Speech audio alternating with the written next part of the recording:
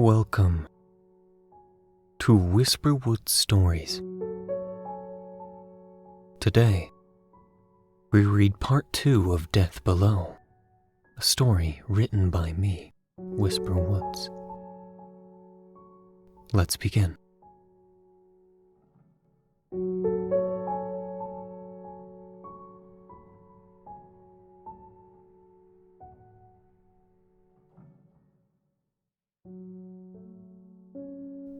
So that thing had found us. While Riley and I were having our troubles, Jared and Allison had theirs. This is what happened on Jared and Allison's end, as far as they've told me. Jared stared down the dark cavern. Shouldn't we go after him? I think he's learned his lesson. Allison gave a little scoff. Yeah, right. Just leave him. He's been high and mighty on his protocol lawyer horse this whole time. I think he could use a little bit of humbling. Jared heard that sound again, a sort of static ruffle coming from the walkies. Haven't you been hearing that? It's fine, you're just paranoid. We'll get random feedback down here sometimes. By the way, was Alex right earlier? Do you really believe that guy's stories? I don't know, somewhat I guess. I just don't know how to explain all of this any other way. He seemed quite terrified during the report.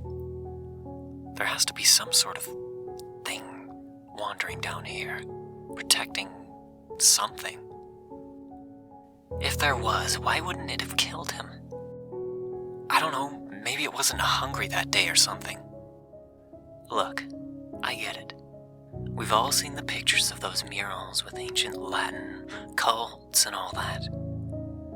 Beside it, though, I'm just wondering how the hell anyone thought it was a good idea to build anything down here. Allison said.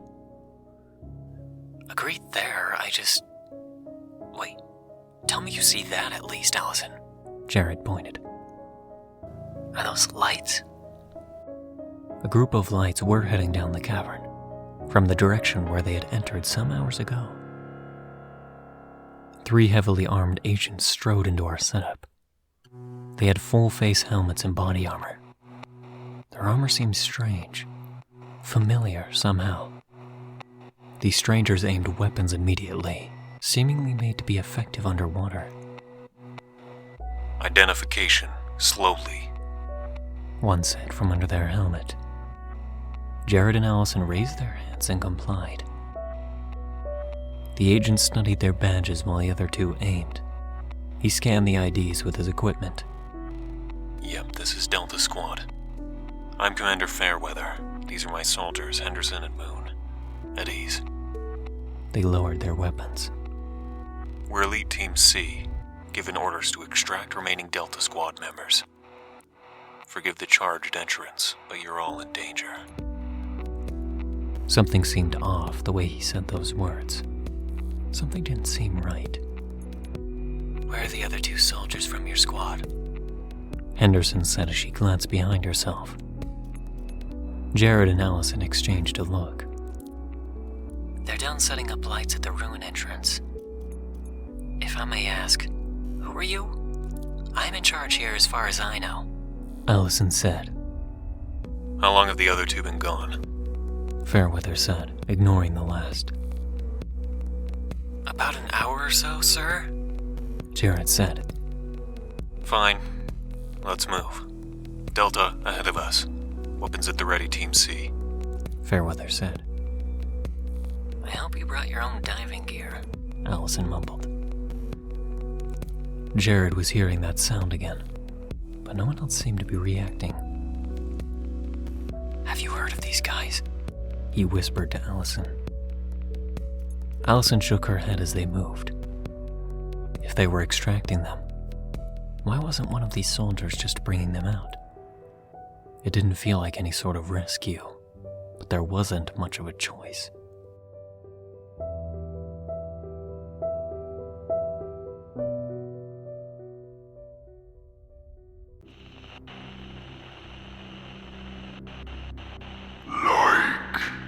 Like thing above me muttered. I was stunned. Riley was stunned. We sat still. My radio was making the constant sound of that feedback. What are you? I asked the thing.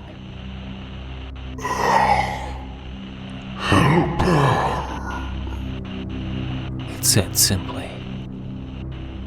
It has been long rest.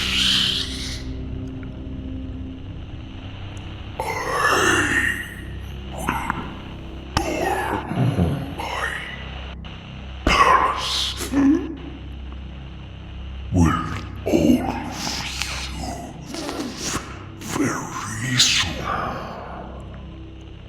My little presence. You are the very last letter I need, Alex. Letter? Yes, letters, Alex. It's not as it should be, perhaps, but your language will do. Mine is the father. Your first letter will do. It must. That is the way. It is time to reawaken. Riley and I exchanged a look. What do you want? It smiled wider, causing more blood to leak from its mouth. You, Alex. You. It lunged. I didn't even have time to see more than a blur. There was a claw grabbing at me, but I had just enough wits left to dodge. I moved aside and slashed outward with my boot knife, leaving a wound across a stringy arm. It didn't seem too bothered, though. As I backed up, I saw it more clearly. It was something that looked like another agent. Something was itching at the back of my head. Had I seen him before? The human part of it stood like a puppet, and had 2 additional arms and legs of sinewy length protruding from the ripped uniform. His face was mottled, barely recognizable, with a cut that made the bloody smile wide. It used all 4 arms to swipe in a furious frenzy. I could only dodge some of them, one strike slashing me across the shoulder and one of my arms as I backed up. It lunged for me, and by instinct I aimed my flashlight. The creature squealed and missed. I started to swim out of the citadel. The strikes had been at the wrong angle and only dented my suit. Any longer in the ring with that creature, though, and it would have been a different story. Where are you going? The thing churned. I dropped my powerful flashlight inside the room, but I still had my helmet light. Thoughts raced as my flippers carried me into the open water. Just what the hell is going on here? Did HQ send us to death? Why did that thing look like an agent? I swam behind a part of the building, using an ornate carving as cover. I remembered the radio, still making noise, and I shut it off. I turned down my remaining lights too. The strong flashlight I had left behind me allowed me to see the thing as it lumbered out. It was shaped like an offensively large spider, standing upright. The head dipped to the side as it bent down and started to move.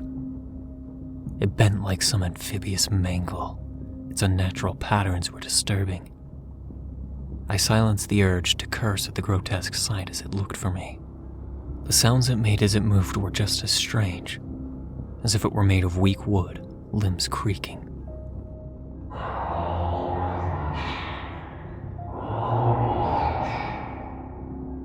It teased, the voice burbly in the water. Its repeating of my name slowly quieted as it went away, towards the farthest corners. I crept back into the citadel when I gathered the courage.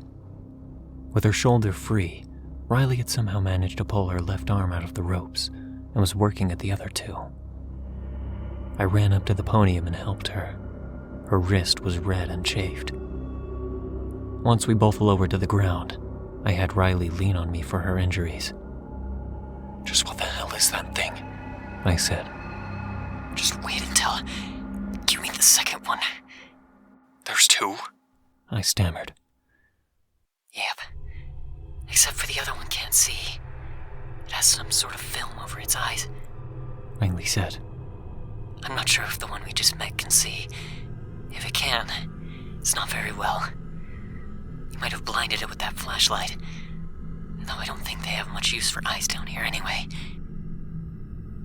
Is your suit compromised? I asked. I don't think so. I might feel the pressure down here somewhat, but I think I'll be alright for an hour or so.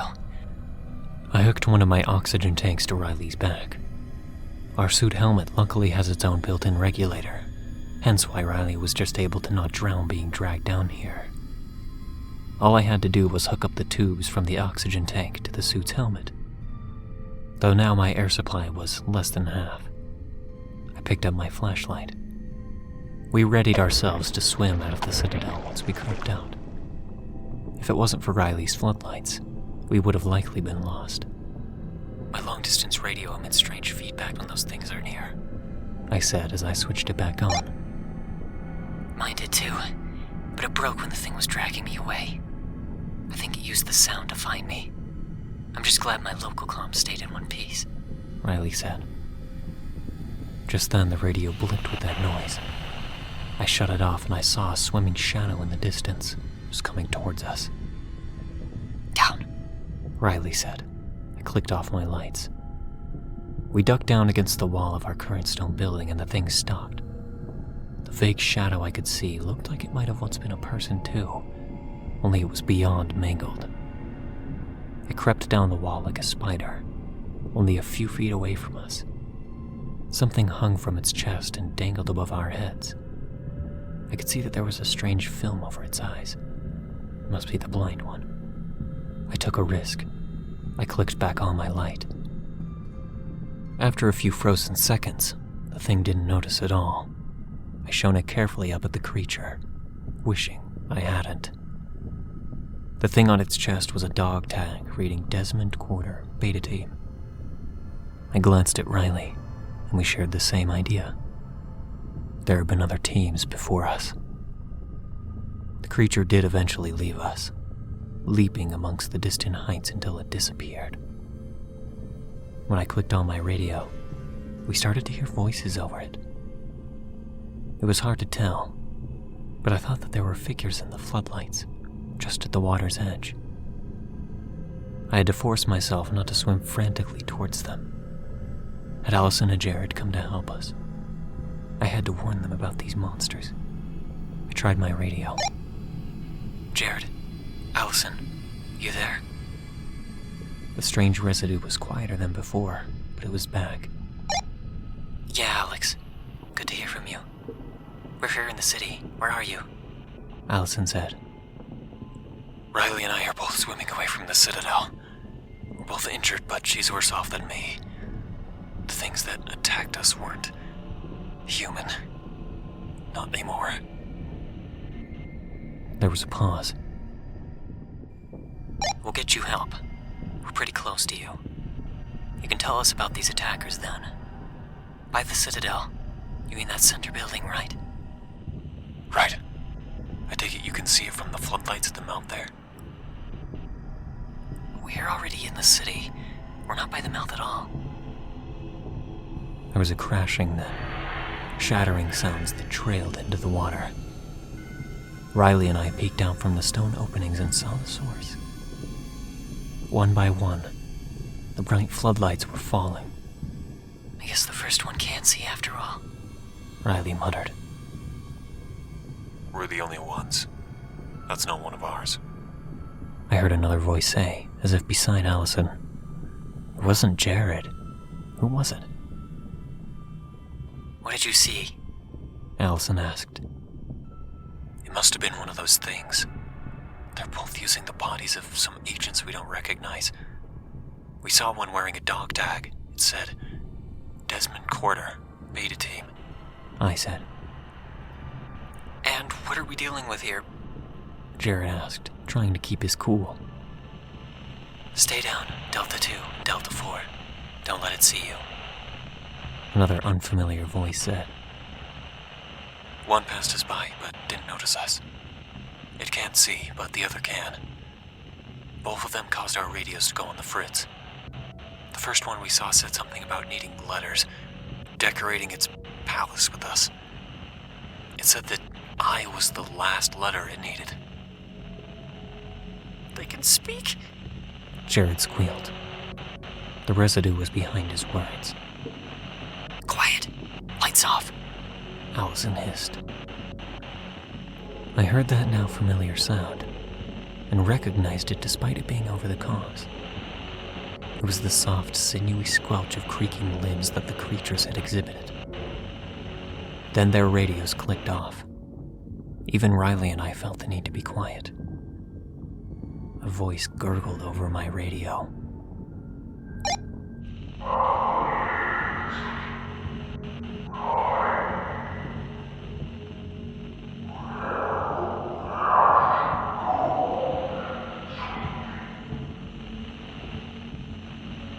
I turned off my radio. Even though we weren't all together in that moment, we all waited in the same silence for that thing to pass. The last floodlight at the mouth of the cave collapsed with a crash. Nearly all was dark. Only 2 lights were left on. My flashlight and the floodlight tracked into the street. I clicked on the radio again. The residue was quieter. I think it's gone. Allison said. Alex, Riley, what's your location? I clicked my light twice down the row of buildings. We were near the floodlight, so it wouldn't likely have caught the eye of the creatures. I hoped. Got it. On our way. After a few minutes, we saw shadows swimming around the corner of nearby buildings. There was Jared, Allison, and 3 others. The 3 made it up to us first and aimed weapons. It looked somewhat ridiculous with them paddling their feet to stay level in the water. It's all right. That's them. Allison said from behind. They were close enough now for all of us to talk over local comms. The 3 heavily armored figures stared before lowering their strange harpoon-like guns. Alex, Riley, this is Elite Team C. Allison said. She gave the slightest shake of her head. That was her way of telling us she didn't know who they were, or what they were doing here. I'm Commander Fairweather. This is Moon and Henderson. One of the soldiers said. Elite Team C? I asked. Correct. Moon said. We'll talk later. For now, we need to move. Bring us to that citadel. The citadel? I thought you said you were getting us the hell out of here. Allison demanded in a furious whisper. We are. We just need to verify the identity of the bodies there. Riley and I were careful not to change our expressions. We hadn't said a damn thing about any bodies. Bodies? Allison said. I told you something was up. Jared muttered. All right, enough talk. Show us. Now. I wasn't eager to go back there, but I obeyed. I led them to the citadel. When we got to the base of it, that Fairweather guy stopped us. No use making Delta 2 swim further in her injured state. Moon, Henderson, escort them the rest of the way up there. Take notes. I'll wait here with Delta 2 and Delta 1. I am not going up there, Jared said. Moon swam a little closer. Yes, you are. The situation had become somewhat tense then. We were pretty confused. We all shared unspoken questions like, who were these guys? What did they want? Why did they seem to have their weapons aimed at us now? In the end, we didn't have much of a choice. As was mentioned, Moon and Henderson followed us as I led them up to the citadel. We swam just above where the steps were, with all lights off. We had to use our night vision in parts, and I assumed that this elite team had it too. I had just a quiet moment with Jared. What's going on? Who are these guys? I don't know. They just stormed into camp with those weapons and made us swim here. Jared said. They said they were getting us out, but... we've got to figure a way out of this, Alex. We didn't see either creature along the way, but that was more worrying than not. We landed in the main chamber. I was trying to think of a plan. Jared froze at what we saw here. Dear God in heaven. You can't hear you down here. We have made it to hell, apparently. Reception's not great, I muttered. Now isn't exactly the time for jokes, Jared said. And whatever time is there. Delta Squad, shut the hell up, Moon said. Moon brought out a waterproof tablet identical to our team's and began typing. Delta 4, get up there and check the victim's pockets for ID. There wasn't much room in the tone to disobey. I picked up my flashlight. Looting bodies was hard enough, but these ones had clearly been sitting for quite a while and had a stench on top of their disturbing dismemberment. By order of HQ, all of its agents are tasked to have 2 forms of ID, a security badge and dog tags. I checked in those places first, and sure enough, there were both on each body. So these people were agents of HQ. Are you really going to get us out of here? Jared said. Give me the names. Moon snapped, ignoring him. I was stunned by the first name. Margaret West. Like miles west, with the flash drive. Hell, like Allison West.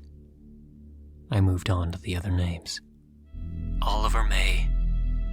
Rachel Hiker. Sam Walker, I said.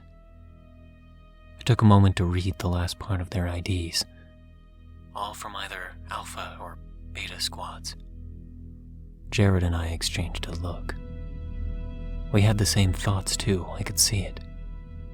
With these plus that creature's dog tags, it was obvious now. Our designation, Delta. We were the 4th squad to come here from HQ. They had claimed no one else had come here before, that our designation was just a protocol, but no. There had already been an Alpha, Beta, and Charlie squad. Though there were no Charlie squad members here. That's it. It's almost complete then. Though 3 are missing. That's odd. Henderson said to Moon. That feedback from my radio picked up. Jared, I said, warning, but he didn't hear me. What do you mean almost complete? You've got your names, now get us out of here, Jared said. I'm afraid we can't do that, Delta 3. We're not here to save you. Moon didn't leave room for a response, as she shot a sidearm into the air, beams as it ricocheted in the dark. What the hell are you doing? Jared was about to continue, but something interrupted him. Besides his own scream, that is. Something landed on the Citadel. My radio was going crazy. Then limbs crept out from the entrance, then the head of the beast. It was the blind one, film over where its eyes should be. The letters you need are down here. Come and get them so we can leave, Moon said. Even though the agent tried to keep a calm tone, it was clear that Moon was afraid.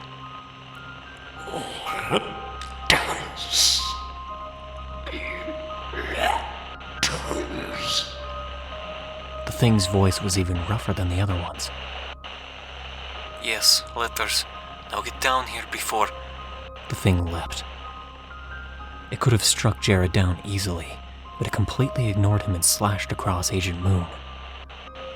It nipped with teeth and claws, but the creature was almost delicate, only attacking to kill, and kept Moon whole.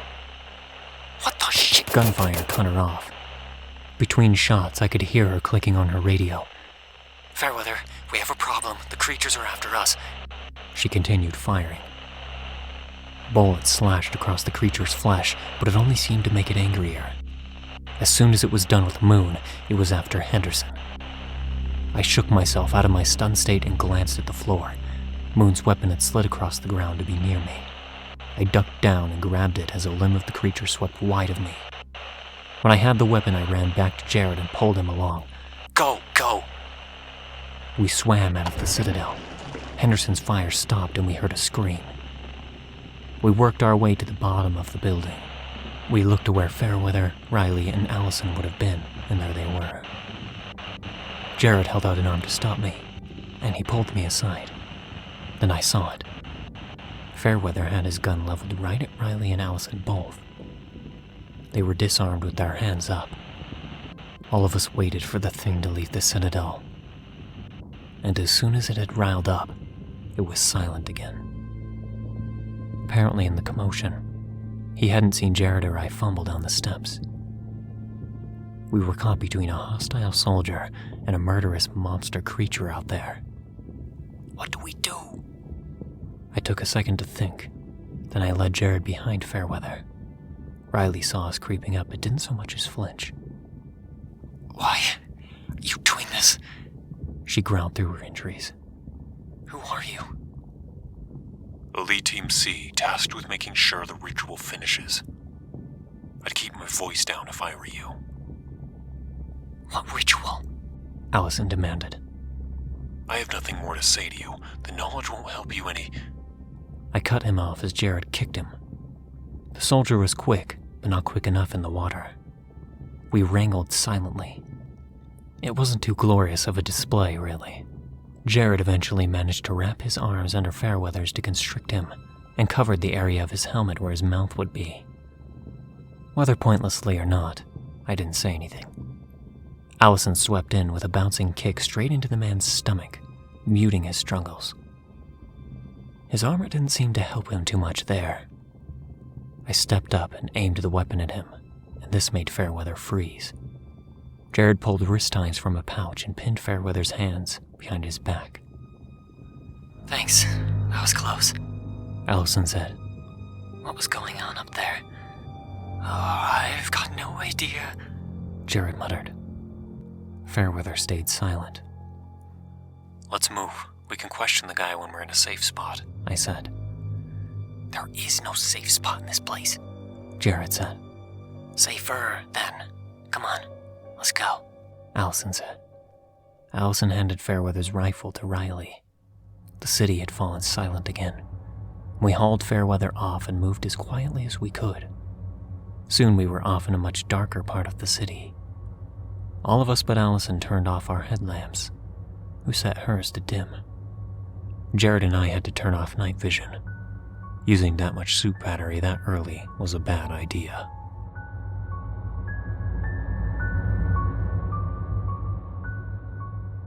Stay tuned for part 3, the finale of Death Below.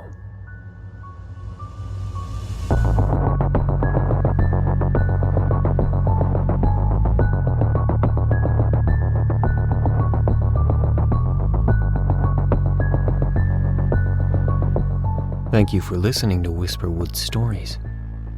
If you enjoyed, don't forget to comment, like, and subscribe down below. Do you have a story that you'd like me to read here? Consider commenting or sending it to whisperwoodsubmissions@gmail.com. I hope you were enjoying Death Below, and don't let the shadows get too close.